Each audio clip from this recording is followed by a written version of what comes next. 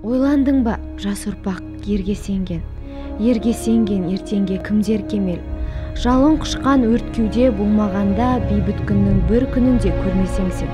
Тектілігіңе тәнтіміз батыр бабам, ерлігің мен намысың атың ардан.